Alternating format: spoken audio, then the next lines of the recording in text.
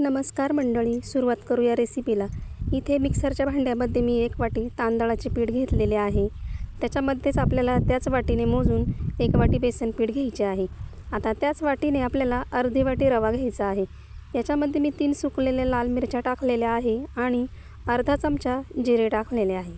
आता याच्यामध्ये आपण 1 टोमॅटो टाकूया आणि इथे मी 2 मध्यम आकाराचे बटाटे साल काढून घेतलेले आहे।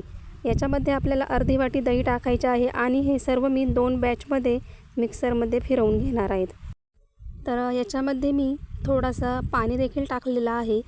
आता आपण हे एक बाउलमध्ये काढून घेऊया। आता उरलेल्या साहित्याचं देखील इथे मी बॅटर बनवून घेतलेलं आहे। हे देखील आपण काढून घेऊया आणि एकदा छान असं मिक्स करून घेऊया।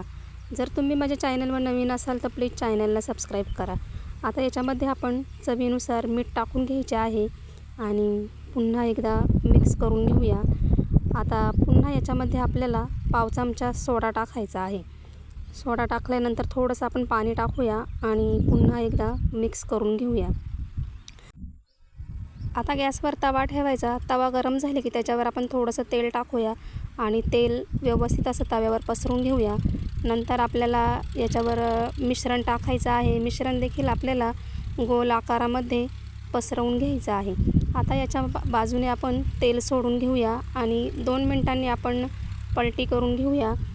तर पुन्हा पलटी केल्यानंतर सुद्धा आपल्याला तेल सोडायचं आहे आणि दोन्ही बाजूने सोनेरी रंग येईपर्यंत छान असा आपल्याला हा डोसा भाजून घ्यायचा आहे। रेसिपी आवडली असेल तर लाईक करा, कमेंट करा, चॅनलला सबस्क्राईब करा। धन्यवाद।